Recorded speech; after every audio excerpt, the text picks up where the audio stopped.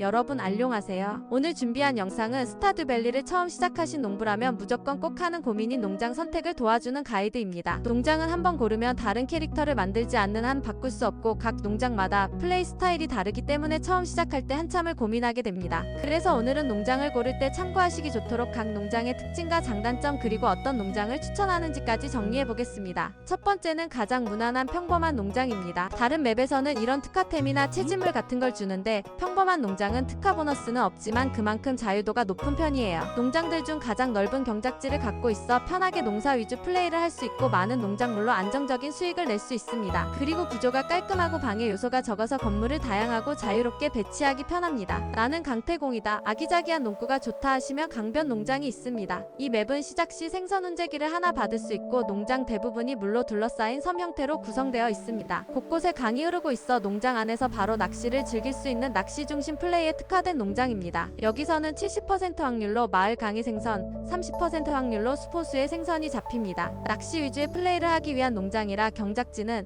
1578칸으로 많이 좁고 섬으로 이루어져 있어 건물 배치와 동선 효율이 조금 까다로운 편이에요. 그래도 잘 꾸미면 특유의 감성이 살아나고 구간별로 꾸미는 맛이 있는 농장입니다. 세 번째는 신비한 숲속에 있는 것 같은 삼림 농장으로 경작지는 1413칸으로 제일 작고 호수와 숲이 분포되어 있어 농작을 크게 하긴 어렵습니다. 하지만 계절마다 다른 채집 아이템을 얻을 수 있고 열매 덤불과 씨앗 모듬이 나오는 잡초 그리고 매일 최대 8개씩 생성되는 큰 그루터기로 단단한 나무까지 자원 확보에 유리해 초반 플레이에 많이 추천되고 있어요. 다음은 언덕 농장입니다. 특이한 지형 구조를 갖고 있으며 이 남쪽 언덕에 작은 채석장이 있습니다. 채광 레벨에 따라 광석이 생성되고 초반에는 큰 나무와 돌을 깰 수 없어 조금 돌아가야 해요. 경작지는 1648칸으로 세 번째로 작고 지형이 불규칙해 동선이 좋지 않은 편이지만 언덕 구조와 가운데를 가로지르는 물줄기 덕분에 독특한 감성의 성꿀을 즐길 수 있습니다. 야생 농장은 평범한 농장 구조와 비슷하고 경작지는 2131칸이에요. 그리고 7시 밤이 되면 내 전투 레벨에 따른 몬스터가 출몰합니다. 공격을 받아 위험할 수 있지만 농장에서도 몬스터가 주는 아이템을 얻을 수 있고 전투 레벨을 올리기 수월합니다.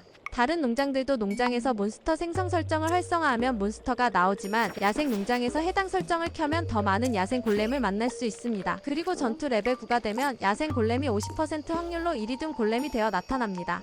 다른 농장들도 몬스터 출몰 설정이 가능하고 몬스터를 처리하는 게 조금 번거로워서 초반에는 추천하진 않아요. 여섯 번째로 내구석 농장은 멀티플레이어가 추가되며 생긴 농장으로 삼림, 연못, 평범, 채석장의 특징을 네 구역으로 나눠놨습니다. 경작지는 2952칸으로 두 번째로 넓고 지름길이 단단한 나무나 돌로 막혀 있어서 초반에는 동선이 길고 불편할 수 있지만 멀티플레이를 할 때 구역을 나누기에 좋습니다.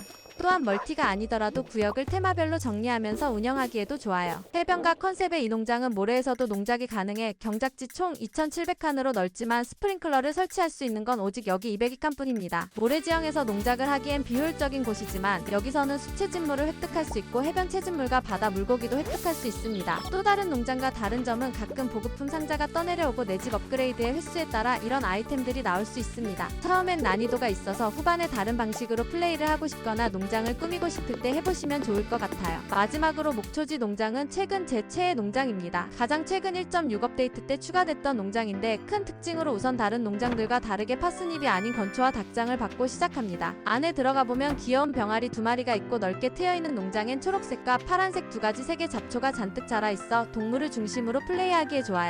경작지는 2066칸으로 적당한 편이고 시원하게 탁 트인 풍경입니다. 게다가 호수가 강도 예쁘게 있고 이런 조그마한 공간도 있어서 아기자기하게 꾸미기 좋은 것 같아요. 정리해보자면 처음 시작하시는 단계라면 농작 중심의 평범한 농장이나 채집과 자원이 풍부한 삼림 농장을 추천드립니다. 스타듀밸리는 후기들만 봐도 알 수 있듯이 할 수 있는 콘텐츠가 정말 많고 여러가지 방식으로 즐길 수 있는 게임이에요. 다른 농장들도 한 번씩 플레이해보면서 내 취향을 찾고 다양한 농장 꾸미기도 즐겨보시는 걸 추천합니다. 시간을 들여 천천히 하나씩 다 경험해보시고 나중에는 리텍이나 유용한 모드들도 활용하면 더 오랫동안 재미있게 플레이하실 수 있으실 거예요. 1.7 업데이트 때 어떤 농장이 추가될지 혹은 편의성이 개편될지 아직 모르지만 지금까지 농장들의 방향성을 보면 정말 많이 기대됩니다. 정확히 언제 업데이트 될지는 모르지만 빨리 업데이트 되면 좋겠네요. 여기까지 시청해주셔서 감사드리고 도움이 되셨다면 구독과 좋아요 부탁드립니다. 그럼 다음 영상에서 만나요. 빠룡.